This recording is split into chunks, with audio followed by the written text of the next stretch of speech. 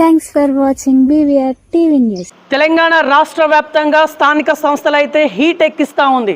నిజంగా మండలాల వారీగా ఇప్పటికైతే అభ్యర్థులు అంటే టికెట్ల కోసము ఉరుకులు పరుగులు అంటే పరిగెడతా ఉన్నారు. అంటే ఈసారి ఎంపీటీసీ కావచ్చు, జెడ్పీటీసీ కావచ్చు, ఈ టికెట్ల కోసము అభ్యర్థులు అయితే నిజంగా అంటే మండలాల్లో విలేజ్లలో తిరుగుతూ ఉన్నారు. ఇక్కడ తిరగడం వరకే బాగా ఉంది, ఓకే. కాకపోతే ఇక్కడ కాంగ్రెస్ పార్టీ ఇంచుమించు 20 నెలల్లో ఏం చేసిందని చెప్పేసి ఇప్పుడు కాంగ్రెస్ పార్టీకి ప్రజలు బ్రహ్మరథం పట్టణానికి సంసిద్ధంగా ఉన్నారు. సో ఇదే ఇప్పుడు తెలుసుకునే ప్రయత్నం చేద్దాం. మనము వరంగల్ జిల్లా వర్ధనపేట నియోజకవర్గానికి చెందినటువంటి పర్వతగిరి అనే మండలికి రావడం జరిగింది. పర్వతగిరి మండలంలో మనతోని ఇక్కడ జాటూత్ శ్రీనివాస్ నాయక్ గారు, గతంలో చూసుకుంటే కంటెస్టెడ్ జెడ్పీటీసీ క్యాండిడేట్గా వీరు ఉన్నటువంటి పరిస్థితి. సో ఈసారి వీరు టికెట్ అనేది ఎక్స్పెక్ట్ చేస్తూ ఉన్నారు, జెడ్పీటీసీ టికెట్ని. ఈసారి శ్రీనివాస్ నాయక్ గారి కనుక టికెట్ వస్తే ఎట్లా గెలుస్తారు, ఇదే ఇప్పుడు తెలుసుకునే ప్రయత్నం చేద్దాం. సో పర్వతగిరి మండలం మొత్తం విషయానికి వస్తే కాంగ్రెస్ పార్టీ ఇప్పటిదాకా ఏం చేసిందని చెప్పేసి ప్రజలు బ్రహ్మరథం పడతారు. సో ఇక్కడ కాంగ్రెస్ పార్టీ శ్రేణులు కూడా మీరు చూడొచ్చు. సో వీళ్ళ నుంచి కొంత ఇన్ఫర్మేషన్ అడిగే ప్రయత్నం చేద్దాం. నమస్తే సార్, బాగున్నారా? నమస్తే అండి. ముందుగా BVR న్యూస్ ఛానల్ వారి యజమాన్యానికి ధన్యవాదాలు. అదేవిధంగా నా పర్వతగిరి మండల ప్రజలకు, మా కాంగ్రెస్ పార్టీ నా ప్రాణ సమాన కార్యకర్తలకు, కుటుంబ సభ్యులకు, కాంగ్రెస్ పార్టీ రాష్ట్ర, జిల్లా, మండల, గ్రామ నాయకులందరికీ కూడా మండల కాంగ్రెస్ పార్టీ తరఫున మన ఉదయం నమస్కారం తెలియజేస్తూ ఉన్నాను. రైట్. సో ఇప్పుడు మీరు జెడ్పీటీసీ టికెట్ ఆశిస్తూ ఉన్నారు. ఎస్, ఆశిస్తున్నారా లేదా క్లియర్ చెప్పండి. ఆశిస్తున్నారు, ఓకే. లాస్ట్ టైం మీరు పరాజయ పాలైళ్ళు, సో కొన్ని ఈక్వేషన్స్ వల్ల పరాజయ పాలైళ్ళు. ఈసారి మీరు అధికారంలో ఉన్నారు స్టేట్లో, ఇంచుమించు 20 నెలల పాలన మీది, ప్రజాపాలన అనుకుని మీరు నడిపిస్తూ ఉన్నారు, ఓకే. సార్ ఇక్కడ ఈ పర్వతగిరి మండల విషయానికి వస్తే ఈ ఇంచుమించు 20 నెలల్లో ఏం జరిగింది? ఎందుకంటే మీకు ఈ పర్వతగిరి మొత్తం మీద మీకంటూ ఒక అవగాహన అయితే ఉంది. ఎస్, ఉందా? ఎస్, ఏం చెప్తారు? మా రాష్ట్ర ప్రభుత్వం ఏర్పడిన తర్వాత మా ముఖ్యమంత్రి రేవంత్ రెడ్డి గారి నాయకత్వంలో, మా ప్రజానాయకుడు రిటైర్డ్ IPS అధికారి KR నాగరాజు గారి నాయకత్వంలో మేము ఇప్పటి వరకు 20 మాసాల ఏం చేసిందని అడుగుతూ ఉన్నారు. ఏదైతే మీ ఎన్నికల ముందు 6 గ్యారెంటీ హామీ ఇచ్చినామో అది ఖచ్చితంగా అమలు దిశగా పనిచేస్తూ ఉన్నాం. అదే కాకుండా అదనంగా కొన్ని ఇస్తూ ఉన్నాం. 200 యూనిట్లు కానీ, సన్న బియ్యం కానీ, మహిళల ఉచిత బస్సు కానీ, అదేవిధంగా విద్యార్థులకు రాజీవ్ వికాస్ ద్వారా లోన్లు కానీ, 10 లక్షల పైచీలకు వైద్య ఖర్చులు కానీ అందిస్తూ ఉన్నాం. గతంలో పాలించిన నాయకులు కానీ, ప్రభుత్వాలు కానీ ఈ ప్రాంతాన్ని పట్టించుకోలేదు. ఒక్క రేషన్ కార్డు లేని దాఖలాలు ఉన్నాయి గ్రామంలో. మా మండలంలో 33 గ్రామాలు, 45 బూతులు, అన్ని గ్రామాల్లో కూడా మా కాంగ్రెస్ పార్టీ శ్రేణులు ఈ ప్రజాప్రభుత్వం అందిస్తున్న పథకాలు ప్రజల వద్దకి పాలనే విధంగా వారి ఇంటి వద్దకి ఇస్తూ ఉన్నాం. ఎవరైతే అర్హులు ఉంటారో పార్టీలకు అతీతంగా గతంలో పాలించిన వాళ్ళు ఒక పచ్చ చొక్క, ఒక గులాబీ చొక్క వేసుకున్న వాళ్ళకే పథకాలు ఇచ్చేది. కానీ ఈ ప్రజాపాలనలో మా నాయకుడు రిటైర్డ్ IPS అధికారి, ఆయన అనుభవ వ్యక్తి, ఆయన సారథ్యంలో పార్టీలకు అతీతంగా కూడా మేము సంక్షేమ పథకాలు అందిస్తూ ఉన్నాం. ఇందిరమ్మ ఇళ్ళు కానీ, రేషన్ కార్డులు కానీ, సన్న బియ్యం కానీ, 200 యూనిట్ల ఉచిత కరెంటు కానీ అనేక రకాల సంక్షేమ పథకాలు అందిస్తూ ఉన్నాం. మా పథకాలు మమ్మల్ని గెలిపించే దిశగా తీసుకెళ్తాయి. ఎందుకంటే గతంలో ఎవరు చేయని సాహసం మా నాయకుడు ప్రతి సంక్షేమ పథకాలు తీసుకొచ్చి ఎంత ఇబ్బందుల్లో కూడా అన్ని ఇబ్బందులు దిగమింగి ఈ రాష్ట్ర ముఖ్యమంత్రి రేవంత్ రెడ్డి గారు ఈ రాష్ట్రం ముందుకెళ్తూ ఉన్నారు.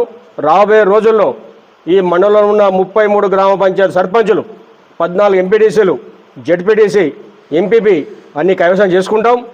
ఈ మా మండలం ఎమ్మెల్యే గారికి, ఎంపీ గారికి ఎట్లయితే మెజార్టీ ఇచ్చిందో అదేవిధంగా మెజార్టీతో మేము అతను గెలుస్తాం. మా నాయకుడు నాగరాజు గారి సారథ్యంలో ఈ రాష్ట్ర ముఖ్యమంత్రి గారి కానుకగా మమ్మల్ని చేస్తామని తెలియజేస్తూ ఉన్నాను. కానీ ఇక్కడ మీరు పథకాలన్నీ ఇచ్చినాము, ప్రజలు బ్రహ్మరథం పడతారని చెప్పేసి మీరు అంటూ ఉన్నారు. అవును. కానీ ఇక్కడ సగం పనులే మీరు చేస్తూ ఉన్నారు. ఇంకా మహిళలకి 2500 అది ఇంకా ఇవ్వట్లేరని చెప్పేసి కొంత ప్రతిపక్షం నుంచి వస్తున్నటువంటి వాదన, ఏం చెప్తారు?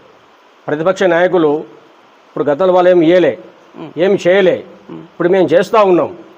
ఈ చేస్తా పనులు ఎప్పుడు జరుగుతూ ఉంటే వాళ్ళు చూసి ఓర్చుకోలేక కొన్ని ఆధారాలను ఆరోపణ చేస్తూ ఉన్నారు.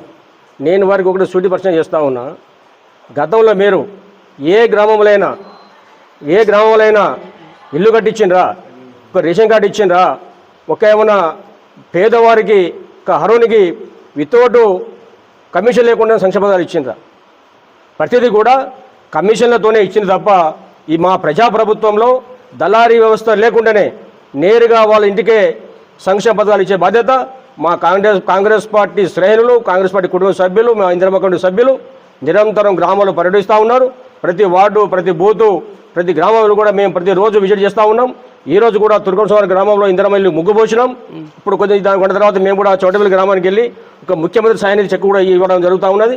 అనేక రకాల కార్యక్రమాలు చేస్తూ ఉన్నాం మేము. ఓకే, ఇందిరమ్మ ఇల్లు ఇది మేజర్ సబ్జెక్ట్ యాక్చువల్లీ చెప్పాలంటే. ఒక నియోజకవర్గానికి 3,500 ఇస్తూ ఉన్నారు. మీ మండలం గురించి మనం మాట్లాడదాం. పర్వతగిరి మండలం. సార్, పర్వతగిరి మండలం మొత్తం మీద ఎన్ని ఇళ్ళు శాంక్షన్ అయినాయి? పర్వతగిరి మండలం మీద 545 ఇళ్ళు శాంక్షన్ అయినాయి. 548, 45, 545 శాంక్షన్ అయినాయి. అందరికి బిల్లులు పడ్డాయా? అందరికి ఇప్పుడు 480 ఇళ్ళు ప్రోగ్రెస్లో ఉన్నాయి. అందరు ముగ్గు పోసుకున్నారు. కొన్ని బేస్మెంట్ దశలో ఉన్నాయి, కొన్ని పునా దశలో ఉన్నాయి, కొన్ని బెడ్ దశలో ఉన్నాయి, కొన్ని పిల్లర్స్ వస్తూ ఉన్నాయి.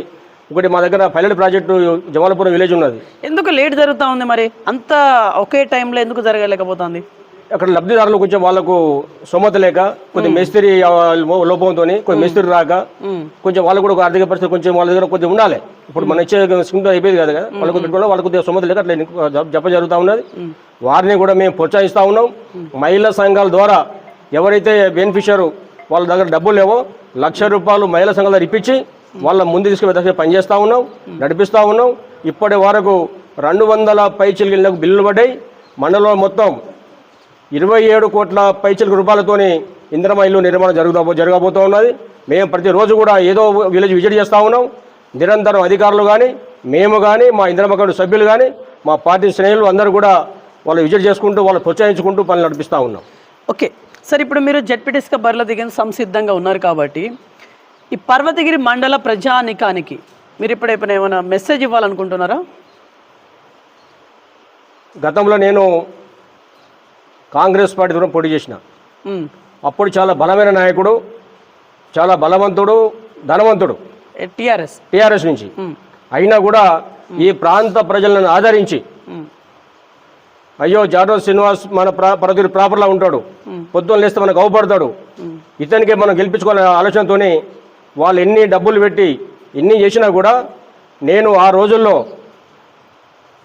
13,800 పైసలు ఓట్లతో నేను ఓడిపోవడం జరిగింది. అది తక్కువ ఓట్లతో.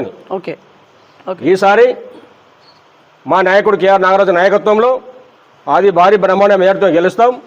మా నాయకులు, మా కాంగ్రెస్ పార్టీ కుటుంబ సభ్యులు అందరూ కలిసి జిల్లా నాయకులు, మండల నాయకులు, రాష్ట్ర నాయకులు వీరందరూ కూడా నన్ను ఆదరిస్తారు, నన్ను ప్రేమిస్తారు, నన్ను అనేక రకాల సాయం సహకారం అందించి నన్ను గెలిపించే దిశగా తీసుకెళ్తాను కోరుతా ఉన్నాను.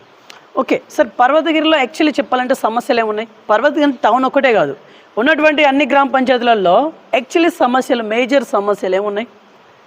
మేజర్ సమస్యలు అంటే సార్, ఇప్పుడు కొత్త గ్రామ పంచాయతీలు ఏర్పడ్డాయి. అవును, ఇప్పుడు మన దగ్గర 33 గ్రామాలు ఉన్నాయి.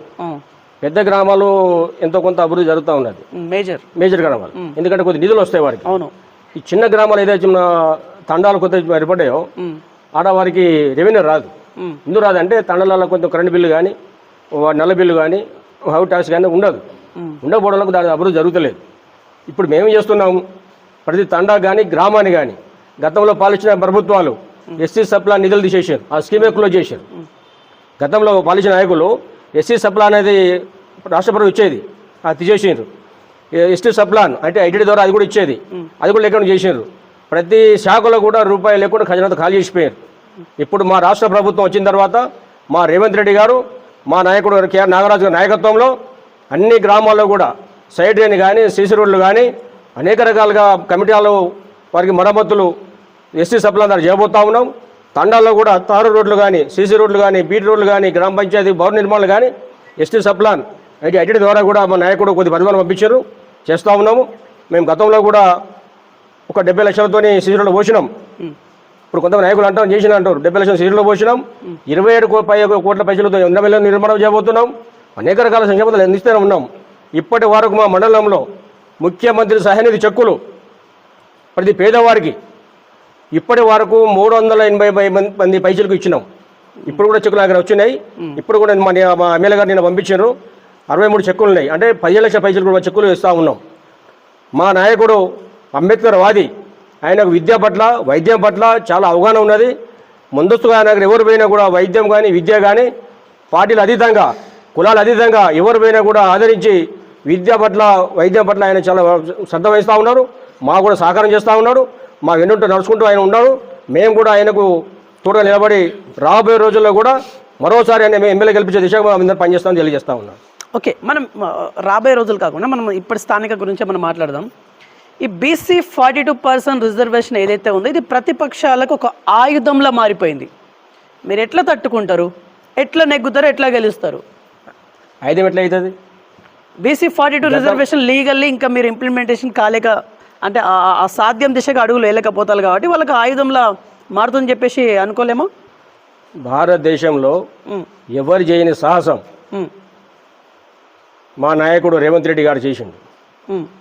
కులగణన సర్వ్ చేసి కులగణన ద్వారా బీసీలకు కూడా 42% ఇవ్వాలని నిర్ణయం చేశారు. ఎస్సీ డిక్లరేషన్ మీటింగ్లో కూడా ఎస్సీలకు వర్గీకరణకు కట్టుబడి ఉన్నాం. ఎస్సీల వర్గీకరణ కట్టుబడి ఉన్నాం. రైతు డిక్లరేషన్ సభలో రైతులకు కట్టుబడి ఉన్నాం. రైతుల డిక్లరేషన్ సభలో ఇదే మాట ఇచ్చినామో 2 లక్షల రుణమాఫీ ఇస్తున్నాం చేసినాం. బీసీ 40% కూడా మేము లీగల్గా రాకపోయినా కూడా మా పార్టీ పరంగా మా పార్టీ నాయకత్వాన్ని అన్ని గ్రామాల్లో కూడా బీసీలో కూడా వాళ్ళు పరిశీలన ప్రకారం వాళ్ళు నిలబెడతాం, గెలిపించుకుంటాం. అంటే 42కు అనుగుణంగానే సర్పంచ్లు కావచ్చు, ఎంపీటీసీలు కావచ్చు, జెడ్పీటీసీలు కావచ్చు మీరు బరిలో నింపుతారా? నిలుపుతాం, పక్క నిలుపుతాం. సాధ్యమవుతుందా? ఇచ్చిన వాడు నిలుపుకుంటాం. సాధ్యమవుతుందా? అవుతుంది, ఎందుకు కాదు. ఇప్పుడు మా బీసీ సోదరులు ఉన్నారు, బీసీలో కూడా ఎందుకు అన్యాయం చేస్తాం? ఇప్పుడు ఎస్సీ ఎస్టీలు ఒకలేం కాదు కదా, బీసీలు కూడా బలమైన నాయకులు ఉన్నారు. వాళ్ళని కూడా అన్ని గ్రామాల్లో సర్పంచులు కానీ ఎంపీటీసీలు కానీ జెడ్పీటీసీ కానీ ఇస్తారంటున్నారు. తప్పకుండా ఇస్తాం. పార్టీ పరంగా కంపల్సరీ ఇస్తాం. ఒకవేళ లీగల్గానే ఉంటే మా పై నాయకులు ఉంటారు, రాష్ట్ర నాయకత్వం కానీ జిల్లా నాయకత్వం కానీ వాళ్ళు చూస్తారు. రైట్. ఇప్పుడు మీరు జెడ్పీటీసీగా బరిలో దిగిన సంసిద్ధంగా ఉన్నారు కాబట్టి ఇక్కడ కొంతమందితో నేను మాట్లాడే ప్రయత్నం చేస్తాను. మాట్లాడచ్చా? మాట్లాడండి. మీ గురించి మాట్లాడండి. షూర్.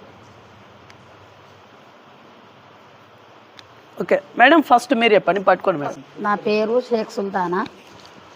నేను మైనార్టీల కార్యకర్తనే.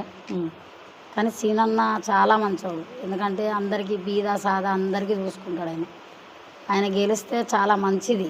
ఆయన చాలా పనులు చేసిండు, పాదయాత్ర చేసిండు, ఎంతోమందితోని అందరికీ దగ్గర తీసి అయ్యో మనం ఇది మన పార్టీ అని గెలిపించుకోవాలని ప్రోత్సహించిండు. అన్ని విధాలుగా సీనన్నది గుణం మంచిది. ఆయన బీద సాదాన్ని చూస్తాడు, దగ్గర తీసుకుంటాడు. అందరికీ ఒకలాగా అంతా మనోళ్ళే అని దగ్గర తీసుకునే గుణం అతని దగ్గర ఉన్నది. సీనన్న గెలిస్తే చాలా మంచిది అని మీరు గెలిపించుకుంటారా? గెలిపించుకుంటాం, కష్టపడి గెలిపించుకుంటాం. అంతేనా? సీనన్న అయితే 100% గెలిపించుకునే గుణం మా దగ్గర ఉంది. మైక్ వేరే వాళ్ళకి ఇవ్వండి మేడం, అందరికి ఇట్లా చెప్పండి. సార్ ఒకటే క్వశ్చన్ మీ అందరికీ. ఈసారి జెడ్పీటీసీగా జాటోత్ శ్రీనివాస్ నాయక్ గారి కనుక టికెట్ వస్తే ఎట్లా గెలిపించుకుంటారు? మీ ముందు ఉన్నటువంటి స్ట్రాటజీ ఏంటి? సీనియర్ కాంగ్రెస్ నాయకునిగా మీ పేరు చెప్పండి సార్. ఫస్ట్ నా పేరు షేక్ అక్బర్ పాషా, మైనార్టీ నాయకం. సీనన్న గత సీనియర్ కాంగ్రెస్లోని సీనియర్ ఉన్నారు. జెడ్పీటీసీగా చేసి ఓడిపోయినా కూడా ప్రజల మధ్యలో అనునిత్యం అందరితో కలిసిమెలిసి పార్టీ కాకుండా ప్రతి ఒక్కరితో కలిసిమెలిసి ఉంటాడు. అందరి కష్ట సుఖాల్లో పాల్పంచుకుంటాడు. ప్రతి కష్టంలో కూడా నేనున్నా అని ముందు వస్తారు. రాబోయే రోజుల్లో జెడ్పీటీసీ టికెట్ సీనియర్ కంపల్సరీ కేటాయిస్తే అత్యధిక మెజార్టీతోని మా తరపు నుండి కష్టపడి ఖచ్చితంగా ఆయనను గెలిపించిన ఏర్పాటు చేస్తాం. వేరే వాళ్ళకి. నా పేరు బొట్ల కల్కరాజు, పర్వతగిరి హెడ్ క్వార్టర్ నాది. జాటో శ్రీనల జెడ్పీటీసీ కాకుండా ముందు ఎన్నికల కాకుండా ముందు ఎంపీటీసీగా నిలబడ్డాడు. నీళ్ళు కూడా అప్పుడు 100కు 100% అన్నకు చేసిన కొద్ది ఓట్ల 5 ఓట్లతోటే ఓడిపోయిండు జరిగిండు. మొన్న జెడ్పీటీసీ అప్పుడు కూడా బాగా కష్టపడ్డా. నాకు అంటే నేను దళిత నాయకుడిని. మా పర్వతగిరి మండలంలో ఎంత దళితులు ఉన్నారో వాళ్ళందరి దగ్గరికి పోయి బ్రతుకులాడినా. సీనన్న మంచోడు, పర్వతగిరిలో అందుబాటులో ఉంటాడు, అందరికీ సహాయం చేస్తాడు అని ఓట్లు అడిగి ఓట్లు వేయించిన. కొద్ది మేరతో ఓడిపోయాడు. ఈసారి మా గౌరవ ఎమ్మెల్యే కేఆర్ నాగరాజు దయ వల్ల అన్నకు టికెట్ వస్తుంది. ఇంకా రెట్టింపుతోటి నేను మా మండలంలో ఉన్న 33 గ్రామ పంచాయతీలో తిరిగి ఓటర్లను బతిమలాడి గెలిపించుకుంటూ నాగరాజుకు గిఫ్ట్ ఇస్తా జెడ్పీటీసీ. సార్ మీ పేరు మీ హోదా చెప్పండి అందరూ. దగ్గర పెట్టుకోవాలి సార్. నా పేరు భానోత్ భాస్కర్. నేను పరదీరి మండల్ ఎస్టీసీఎల్ అధ్యక్షుడిని. జాటో శ్రీనివాస్ నాయక్ జెడ్పీటీసీకి వేస్తే గెలుస్తారని మీరు ఈవీఆర్ న్యూస్ అడగడం చాలా మంచిది సార్. మీ యాజమాన్యానికి నమస్కారం. గత 10 సంవత్సరాల నుంచి బీఆర్ఎస్ పాలన మన తెలంగాణలో నడిచింది. ఈ వర్ధనపేట నియోజకవర్గానికి పర్వతగిరి మండలానికి కాంగ్రెస్ పార్టీని కాపాడే నాయకుడే దొరకలే. గత 5 సంవత్సరాల క్రితం పాపం దేవేందర్ రావు అనే గొప్ప మా కాంగ్రెస్ నాయకుడు ఆ రోజు మా అన్నను జెడ్పీటీసీగా టికెట్ మన శ్రీనివాస్కి ఇస్తేనే బరిలో బాగుంటుందని ముందుకు తీసుకువచ్చి కాంగ్రెస్ పార్టీ తరఫున నిలబెట్టడం జరిగింది. కొద్ది మెజారిటీతో ఓడిపోవడం జరిగింది. అప్పటి నుండి కాంగ్రెస్ పార్టీని ఈ మండలానికి ముందుండి కాంగ్రెస్ పార్టీని ఈ మండలానికి పేరు తెచ్చుకోవాలని మా జాటో శ్రీనివాస్ నాయక్ 33 గ్రామాలకు ఆ రోజు టీఆర్ఎస్ పాలన టీఆర్ఎస్ నాయకుల ఎదురు తట్టుకొని ప్రతి 33 గ్రామాలకు ఒక గ్రామ పార్టీ అధ్యక్షుడిని ఎన్నుకొని ఒక్కొక్క కార్యకర్తగా ఒక్కొక్క గ్రామ పార్టీ అధ్యక్షుడి నుంచి ఒక్కొక్క కార్యకర్తగా అంచెలు ఎదిగి ఈరోజు వర్ధన్నపేట నియోజకవర్గం పొరతీరు మండలం మా ఎమ్మెల్యే కేఆర్ నాగరాజు గారికి భారీ మెజార్టీతోని ఎక్కువ మెజార్టీతోని గెలిపించడం జరిగింది. ఈరోజు మా అన్న జాటో సీనన్న గారికి మా ఎమ్మెల్యే కేఆర్ నాగరాజుకు మేము అప్పటి నుండి రుణపడి సారుకు ముందుండి కష్టపడి గెలిపించినాం. ఈసారి జెడ్పీటీసీ టికెట్ మా ఎమ్మెల్యే గారు సారు దృష్టి వరకు మా అన్న కష్టపడ్డ నాయకుడు ఉన్నాడు. నాయకుని మించిన తర్వాత ఏమన్నా పదవులు ఇస్తా, కానీ నాయకునికి శ్రీనివాస్ గారికి ముందుగాల ఏ పదవి వచ్చినా ఆయనకే గెలిపించాలని మా సారు కూడా కంకణం కట్టుకున్నారు. మేము కూడా జాటో సీనన్నకు ప్రతి 33 విలేజ్లలో కష్టపడి భారీ మెజార్టీతో గెలిపించుకుంటాం. సార్ మీ పేరు చెప్పండి, మీ హోదా చెప్పండి సార్. చూసుకుంటాం. జగ్గుతండ భానుదిర్య. జాటో సీనన్న ఇంతకుముందు ఓడిపోయడం జరిగింది. ఈసారి కష్టపడి భారీ మెజార్టీతోటి గెలిపించుకొని కె నాగరాజు దగ్గర పోయి కంకణం కట్టుకొని మెజార్టీతోటి తీసుకుపోయి అంటే మీరు గెలిపించుకుంటారా? గెలిపించుకుంటాం కష్టపడి. ఓకే, మైక్ వేరే వాళ్ళకి. నా పేరు మాల శ్రీనివాస్ అండి. ఏపీ తండా బూత్ కన్వీనర్ని. ఒక కాంగ్రెస్ పార్టీలో సైనికుని లెక్క పనిచేసి మా మండలం నుంచి నియోజకవర్గానికి కేఆర్ నాగరాజ్ సార్ గారికి ఎలాగ ఇచ్చినామో మెజార్టీ, అదేవిధంగా కష్టపడి కాంగ్రెస్ సైనికుల లెక్క పనిచేసి మా సినన్నను భారీ మెజార్టీతో గెలిపించుకుంటాం. రైట్.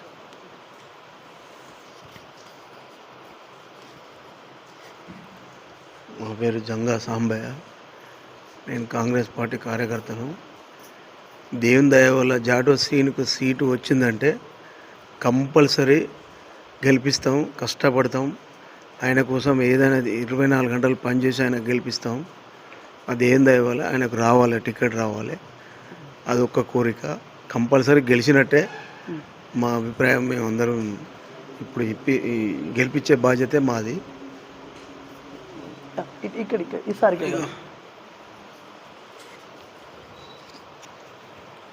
నా పేరు మహమ్మద్ అలీ, మాజీ ఎంపీడీసీ.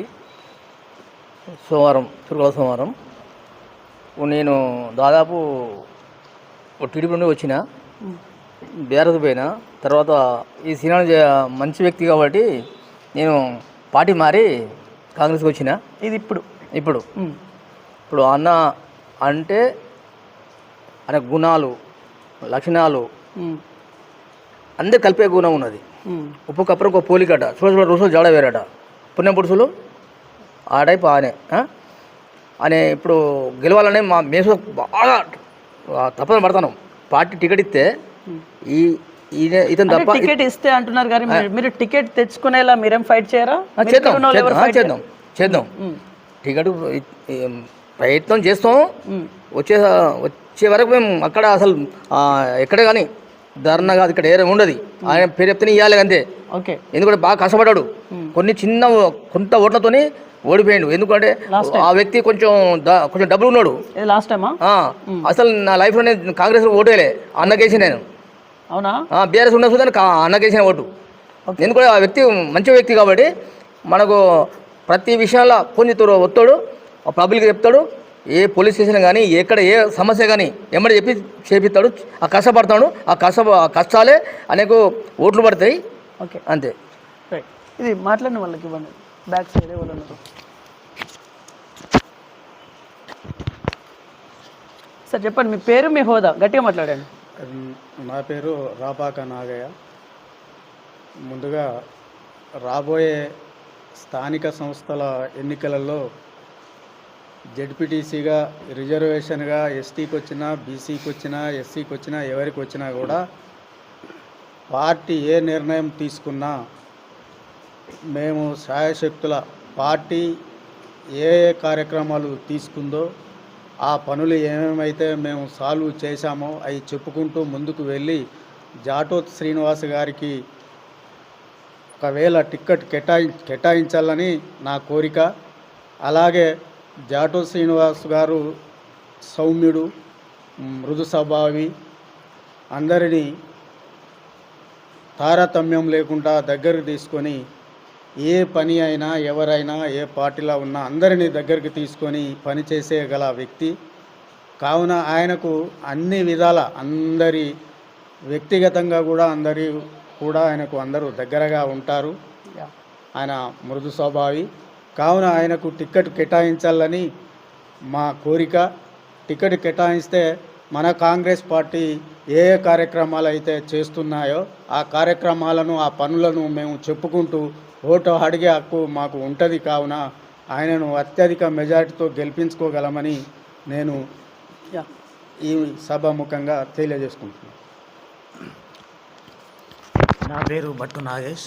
నేను ఇంద్రమ్మ కమిటీ మెంబర్ని.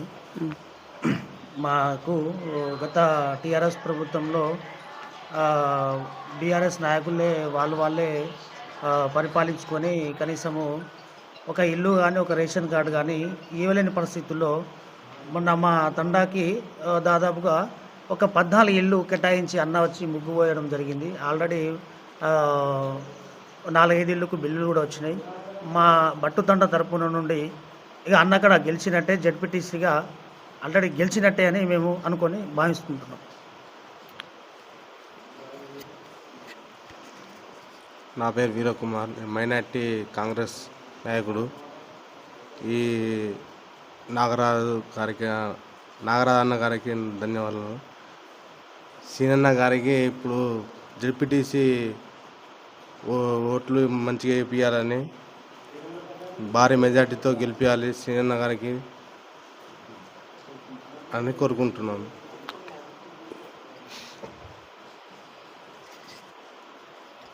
నా పేరు జిల్లా కుమార్, మాది కల్లెడ విలేజ్. నేను ఎస్ఎస్ఎల్ గ్రామ అధ్యక్షులు, ఇంద్రమ్మ కమిటీ మెంబర్.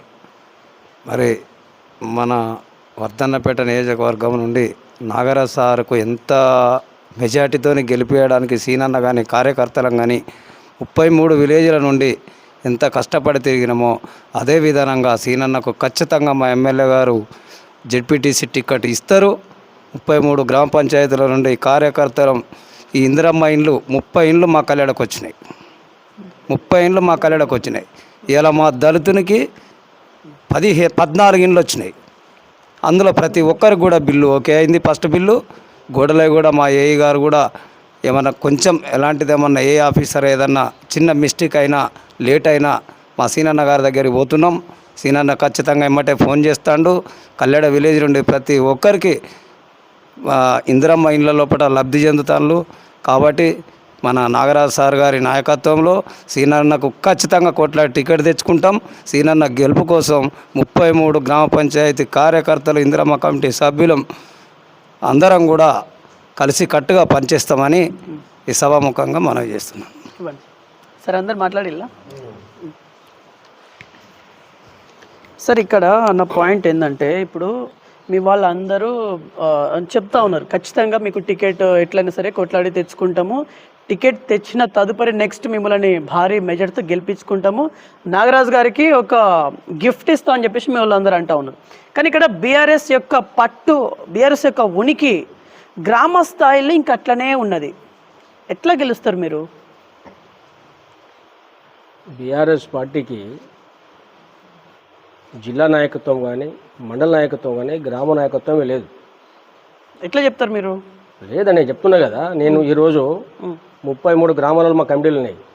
కమిటీ అంటే ఇప్పుడు సపోజ్గా మా విలేజ్ కమిటీ చేస్తాం, గ్రామ పార్టీ అధ్యక్షుని చేస్తాం, అదేవిధంగా గ్రామ బీసీసీఎల్ కమిటీ చేస్తాం, ఎస్సీసీఎల్ కమిటీ చేస్తాం, ఎస్టీసీఎల్ కమిటీ చేస్తాం, మైనార్టీ వేస్తాం, సేవాదాలు వేస్తాం. ఒక 9 కమిటీలు మా కమిటీలు ఉన్నాయి. అంటే ప్రతి విలేజ్లో మా ముఖ్య నాయకులే 90 మంది ఉన్నారు. అంటే ప్రతి కమిటీ 9 మంది, 9 కమిటీలు 90 మంది ఉన్నారు. వారితో పాటు మా బూత్ కన్వీనర్, మళ్ళీ మా ఇంద్రమ్మ కమిటీ సభ్యులు వేసినాం. ఇంద్రమ్మ కమిటీ సభ్యులతో 100 మంది మా ముఖ్య నాయకులే ఉన్నారు. సపోజ్గా ఒక విలేజ్లో ఒక 8 నుంచి 10 వార్డులు ఉంటాయి. మా పొరుగు టౌన్లో 14 వార్డులు ఉన్నాయి. 14 వార్డులలో కూడా ప్రతి వార్డుకు మా 50 మంది సైనికుల కార్యకర్తలు ఉన్నారు. వీర సైనికులు, కాంగ్రెస్ పార్టీ తీవ్రవాదుల కార్యకర్తలు ఉన్నారు. వారి నీటికి చాపల నీరు వారు వచ్చేది లేదు, వారు గెలిచేది లేదు. ఖచ్చితంగా మేము గెలుస్తాం. 33 గ్రామాల కాంగ్రెస్ పార్టీ కుటుంబ సభ్యులు ఏకమవుతారు. రాబోయే స్థానిక సంస్థల్లో వార్డులు కానీ, ఉప సర్పంచులు కానీ, సర్పంచులు కానీ, ఎంపీటీసీ కానీ, జెడ్పీటీసీ కానీ, ఎంపీపీ కానీ టోటల్గా కైవసం చేసుకుంటాం. ప్రతి గ్రామ పంచాయతీ మీద కాంగ్రెస్ పార్టీ జెండా ఎగరేస్తాం. ఈ మండలం నుండి మా నాయకుడు కేఆర్ నాగరాజు గారికి కానుక ఇస్తాం. అదేవిధంగా ఈ రాష్ట్ర ముఖ్యమంత్రి గారి పరిపాలన, వారి సంక్షేమ పథకాలు ప్రజలు తీసుకెళ్తాం. ప్రజలు తీసుకోవడంతో పాటు పార్టీ అభివృద్ధితో పాటు అభివృద్ధి సంక్షేమ పథకాలు మాకు 2 కళ్ళు. పార్టీ కార్యకర్త అభివృద్ధి చేసుకుంటాం, పార్టీ అభివృద్ధి చేస్తాం. గ్రామాల్లో ఉన్న లబ్ధిదారులకు కూడా వారి సంక్షేమ పథకాలు వచ్చే విధంగా మేము ముందు పనిచేస్తాం. దాంట్లో ఎటువంటి సందేశం లేదు. కాంగ్రెస్ పార్టీ గెలుపు దాన్ని ఎవరు ఆపలేరు. ఈసారి మండలంలో గతంలో కూడా చాలాసార్లు పెద్ద నాయకులు ఉన్నప్పుడు కూడా కాంగ్రెస్ పార్టీ గెలిచింది ప్రతి మండలంలో. ఇప్పుడు మా దగ్గర మేము పోయినసారి ఎంపీటీసీ అభ్యర్థులు బరిలో ఉన్న కొంత భయపడి, కొంత భయప్రద గురించి కొంత వితరణ చేసుకున్నారు. అయినా 9 మంది బరిలో నిలిపినాం. నిలిపితే అందులో 5 గెలిచారు. 5 ఎంపీటీసీలు కూడా మంచి మెజార్టీతోని, మంచి మెజార్టీ. ఒక ఎంపీటీసీ 750, ఒక ఎంపీటీసీ 350, ఒక ఎంపీటీసీ 250 మంచి మెజార్టీతో గెలిచినాం. ఓడిపోయిన అభ్యర్థులు కూడా 150 ఓట్లు, 90 ఓట్లు, 80 ఓట్లతో ఓడిపోయారు మా వాళ్ళు. రైట్. ఇప్పుడు భారతీయ గతంలో రాష్ట్రం మొత్తం బీఆర్ఎస్ పరిపాలన ఉన్నది. అవును. కానీ పర్వతగిరి మండలంలో మాత్రం కాంగ్రెస్ పార్టీ పరిపాలన ఉన్నది. కాంగ్రెస్ పార్టీ నాయకులే పరిపాలించారు. కాంగ్రెస్ పార్టీ కార్యకర్తలు, మేము వాళ్ళందరూ కలిసి కాంగ్రెస్ పార్టీ సంక్షేమ పథకాలు గతంలో ఇందిరాగాంధీ గారి ఆలోచన విధానాలను ప్రజలు తీసుకెళ్ళినాం. ఇందిరమ్మ రాజ్యం నిర్మాణ దిశగా మేము పనిచేస్తాం. రాబోయే రోజుల్లో అన్ని గ్రామాలు గెలుస్తాం. బీజేపీ గురించి మీ ఒపీనియన్ ఏంటి? ఇప్పుడు మీరు బీఆర్ఎస్ గురించి మాట్లాడేళ్ళు, బీజేపీకి కూడా ఓట్ బ్యాంక్ ఉంది. ఎట్లా తట్టుకుంటారు? ఒకటి మీరు మొన్న చూస్తూ ఉన్నారు, ఓట్ల చోరీ. ఓటు చోరీ ఎంత అన్యాయం ఉండేది. ఒక ఎన్నికల ఈసీనే వారిని డైవర్లో పడేసి ఒక 186 మంది ఎంపీలను గెలుపుకునే దిశగా బీజేపీ పార్టీ చేసింది. అంటే ఇక్కడ గెలిచింది ఎవరు? మేము గెలిచినట్టు లెక్క. అంటే మీరు ఆరోపిస్తున్నారు, ఇంకా వాళ్ళు ఇంకా దాన్ని యాక్సెప్ట్ చేయట్లేదు కదా బీజేపీ. ఎందుకు చేయరండి? వాళ్ళకి తెలుసు, వాళ్ళు మేము తప్పు చేసింది తెలుసు వాళ్ళకు. ఈరోజు ప్రధానమంత్రి కానీ అంతే. ఎందుకంటే ఇప్పుడు జిల్లా నాయకత్వం కానీ మళ్ళీ ఎన్నికలు కనిస్తలేరు. ఇవాళ మా నాయకుడు రాహుల్ గాంధీ గారు, అగ్ర నాయకుడు, భావి ప్రధానమంత్రి, ఆయన ఎందుకు తిరుగుతూ ఉన్నారు? ఈ భారతదేశానికి ఇది చెడుపురు లాంటిది. మతంతోని పార్టీలు పరిపాలిస్తూ ఉన్నది, దేశం పరిపాలిస్తూ ఉన్నది. ఈ మతతత్వం పార్టీ, దానికి మా దగ్గర ఓటు బ్యాంక్ ఉండదు, దాని సీట్లు బ్యాంక్ ఉండదు. సో ఇప్పుడు ఓట్ చోరీ అనేది అక్కడ హై లెవెల్లో జరుగుతుంది. ఈ గ్రామ స్థాయిలో నేను చెప్పేది, బీజేపీని ఎట్లా అరిగడతారు మీరు? బీజేపీ ఓట్ బ్యాంక్ని మీ సైడ్ ఎట్లా కన్వర్ట్ చేసుకుంటారు ఈ గ్రామ స్థాయిలో, స్థానిక సంస్థల్లో? ఒకటండి, బీజేపీకి ఓటు బ్యాంక్ అనేది గ్రామాల్లో లేదా? అంటే మీ పర్వతగిరిలో లేదంటున్నారా? మా మండలంలో కానీ మా నియోజకవర్గంలో ఓటు బ్యాంక్ లేదు. మొత్తం మీద లేదా? మొత్తం మీద లేదు. ఎందుకు చెప్తున్నానంటే, పోయినసారి పార్లమెంట్ అప్పుడు కానీ, స్థానిక సంస్థలు ఇప్పుడు కానీ, సాధారణ ఎన్నికలప్పుడు కూడా వారి చాలా తక్కువ ఓట్లు పడ్డాయి. మా మండలంలో ఎన్ని ఓట్లు పడ్డాయి అనుకుంటారు మీరు? మీరే చెప్పాలి. ఎమ్మెల్యే కానీ ఎంపీలు కానీ. ఓకే. ఎంపీ గారికి 3600 ఓట్లు పడ్డాయి. 3600 కాన్సెన్స్ మొత్తం. ఆహా, ఓకే. ఇట్లా 2 సార్లు ఎమ్మెల్యే పరిపాలించిన ఆయన పార్లమెంట్ అభ్యర్థి ఉన్నాడు. ఆయన కూడా ఇక్కడ ఓటు బ్యాంక్ రాలే. బీజేపీ ఓటు బ్యాంక్ ఉండదు. ఓకే. బీజేపీ శ్రేణులు కూడా మా మిత్రుల వాళ్ళు, ఇక్కడ ప్రాంత ప్రజల వాళ్ళు కూడా మమ్మల్ని ఆదరిస్తారు. వాళ్ళు నాకు కూడా నా విషయంలో వస్తే పార్టీలు అతీతంగా నాకు సహకరిస్తారు, సాయం చేస్తారు, నాకు అండగా నిలబడతారు. రైట్. ఇప్పుడు 20 నెలల పాలన ఇంచుమించు మీద నడుస్తూ ఉంది కదా. సో ఇంకా రాబోయే రోజుల్లో ఇంకా డెవలప్మెంట్ శరవేగంగా మీ పర్వతగిరిలో జరగబోతుందా? తప్పకుండా అండి. ఏమేమి జరగబోతున్నాయి? ఇప్పుడు మా పర్వతగిరిలో ప్రతి గ్రామంలో సైడ్ డ్రైన్స్, సీసీ రోడ్లు, గతంలో వేసిన మిషన్ భగీరథ పైప్ లైన్లు కూడా నాశనం పైప్ లైన్లు వేసినారు. నాశనంగా ఉన్నాయి. కొన్ని డ్యామేజ్. ఎట్లా చెప్తారు మీరు? నాశనం ఎందుకు చెప్తున్నాం అంటే, ఏ పైప్ లైన్ వేసినప్పుడు పైప్ వేస్తే దానికి గేజ్ ఉంటుంది. అది డ్యామేజ్ కాకుండా దానికి కొన్ని కాళ్ళ పరిమితం ఉంటుంది. ఆ పరిమితం కాకముందే పలిగిపోతాయి పైపులు, పలిగిపోతూ ఉన్నాయి. ఆ క్రమంలో ఇప్పుడు మేము చేస్తున్నాము, గతంలో ఏదైతే సిమెంట్ పైపులు ఉండేనో ఆ వ్యవస్థ తీసుకొస్తాం. సిమెంట్ పైప్ ద్వారా పైప్ డ్యామేజ్ కాదు, ప్రభుత్వానికి కూడా ఇప్పుడు గ్రామ పంచాయతీ పైప్ కలిగిందంటే దాన్ని తవ్వాలి, పెద్ద పైప్ వేయాలి, నష్టం జరుగుతూ ఉంటుంది. ఇప్పుడు సిమెంట్ పైప్ ద్వారా ఒకసారి ఇచ్చినప్పుడు దానికి పరిమిత కొన్ని కాలం 5 సంవత్సరాల 10 సంవత్సరాలకు దానికి పీరియడ్ ఉంటుంది. ఆ పీరియడ్లో దాని డ్యామేజ్ కాదు, నాణ్యత ఉంటుంది, తాగునీరు మంచిగా అందించే విధంగా ఉంటుంది. ఈ ప్రాంత ప్రజల కోసం సాగునీరు కానీ తాగునీరు కానీ ఎస్ఆర్ఎస్పీ ద్వారా అనేక రకాల సంక్షేమ పథకాలు తీసుకొస్తాం. మా దగ్గర కొన్ని రిజర్వ్ దగ్గర నుంచి కొన్ని కెనాలు ఉన్నాయి, దానికి కూడా సీసీ కానీ చేసి రైతులకు సాగునీరు దిశగా మేము పనిచేస్తాం. పర్వతగిరి మండలంలో అభివృద్ధి నడిపే విధంగా మా ఎమ్మెల్యే గారు కృషి చేస్తూ ఉన్నారు. మేము కూడా ఎప్పటికప్పటికి ఆయనకు అప్డేట్ ఇస్తూ ఉన్నాం. మా ఎమ్మెల్యే గారు కూడా చాలా చదువుకున్న వ్యక్తి. ఆయన అభివృద్ధి పట్ల ఆయన చాలా అవగాహన ఉన్నది. ఏ ప్రాంతాన్ని ఎట్లా అభివృద్ధి చేసుకోవాలో, కార్యకర్త ఎట్లా కాపాడుకోవాలో ఆయన బాగా తెలుసు. ఆయన ఆలోచన విధానంతో ఈ మండలం చాలా అభివృద్ధి జరుగుతుందని తెలియజేస్తూ ఉన్నాం. Sir, last and final question. BJP కావచ్చు, బీఆర్ఎస్ కావచ్చు, ఈ ఇద్దరు పార్టీ అభ్యర్థులకు ఎందుకు ఓట్లు వేయొద్దు, మీ కాంగ్రెస్ అభ్యర్థికి ఎందుకు ఓటు వేయాలి? ఇది ఒక క్లారిఫికేషన్ ఇచ్చి ముగించేద్దాం ఫైనల్లీ. ఇది ప్రజలకు చెప్పండి, మీ పర్వతగిరి ప్రజలకి. పర్వతగిరి మండల ప్రజలకు, మా కాంగ్రెస్ పార్టీ వీర సైనికులకు, మండల, గ్రామ, జిల్లా, రాష్ట్ర కాంగ్రెస్ పార్టీ కుటుంబ సభ్యులకు నేను చౌదరి చెప్తా ఉన్నా, గతంలో చేసిన ప్రభుత్వాలు ఈ ప్రాంత ప్రజలకు ఏ అభివృద్ధి చేయలేదు. ఎవరిని అభివృద్ధి చెందిందంటే నాయకులు చెందారు. నాయకులు ఇళ్ళు వచ్చినాయి, వాళ్ళ ఫాములు వచ్చినాయి, వాళ్ళ తోటలు వచ్చినాయి, వాళ్ళ చుట్టూ రోడ్లు వచ్చినాయి, వాళ్ళు అభివృద్ధి చెందారు తప్ప ఈ ప్రాంత పేద ప్రజలు ఏమాత్రం అభివృద్ధి చెందలేదు. కాంగ్రెస్ పార్టీ ప్రజాప్రభుత్వంలో అనేక రకాల సంక్షేమ పథకాలు తీసుకొస్తూ ఉన్నాం. ఈ సంక్షేమ పథకాలు ప్రజలు వివరిస్తాం. ఇందిరమ్మ రాజ్యం తీసుకొస్తాం. ఇప్పుడు మా నాయకుడు ఒకటే వాగ్దానం చేసిండు ఎన్నికల ముందు, ఇందిరమ్మ లేని కాడ మేము ఓటు అడగం, డబుల్ బెడ్రూమ్ కాడ మీరు అడుగున్నాను. మా పర్వతగిరి మండలంలో 10 సంవత్సరాలు పరిపాలిస్తే ఒక 2 గ్రామాలను కట్టారు. ఒకటి చింతనెక్కొండ, ఒకటి జమాల్పురం. అది కూడా నాసిరకంగా ఇప్పుడు కులిపే దశలు అవి కూడా ఉన్నాయి. ఇప్పుడు మా ప్రజాప్రభుత్వం 5 లక్షల రూపాయలు ఇచ్చి వాళ్ళు ప్రోత్సహించి ఇందిరమ్మ ఇల్లు నిర్మాణం చేసే దిశగా ఎప్పటికప్పుడు హౌసింగ్ అధికారులు, ఏఈలు, డీఈలు, మా ఎంపీడీఓ గారు, కార్యదర్శి గారు, అధికార యంత్రాంగంతా వారి ప్రోత్సహించుకుంటూ మేము ప్రోత్సహిస్తూ ఉన్నాం. వాళ్ళు కట్టుకుంటూ ఉన్నారు. మేము ప్రతి ఒక్కటి కూడా ఎన్నికల ముందు మా సంక్షేమ పథకాలు వాళ్ళు వివరిస్తాం, వారి వద్ద తీసుకెళ్తాం. ఓట్లు వేస్తారు, మాకు ఆదరిస్తారు. మా కాంగ్రెస్ పార్టీ సైనికులు గెలుస్తారు. రైట్. సో ఇది వాళ్ళ ఇన్ఫర్మేషన్. యాక్చువల్లీ ఇక్కడ ఎలక్షన్స్ అనేది జరగాలి, దాని తదుపరి రిజల్ట్స్ రావాలి, వచ్చిన తర్వాతనే మనం ఏందనేది మనం చెప్పగలము. So wait and see results అనేది నిజంగా కాంగ్రెస్కి పాజిటివ్ వస్తుందా, లేకపోతే బీఆర్ఎస్కి వస్తుందా, లేకపోతే బీజేపీకి వస్తుందా అనేది మనం ఇంకా చెప్పలేం. బట్ ఇక్కడ ఎవరి ఊహాలో వాళ్ళు, అంటే పార్టీల వారికి ఎవరి ఊహాలో వాళ్ళైతే చెప్పుకుంటా ఉన్నారు. సో వెయిట్ అండ్ సీ చూద్దాం. Thanks for watching BVR TV news.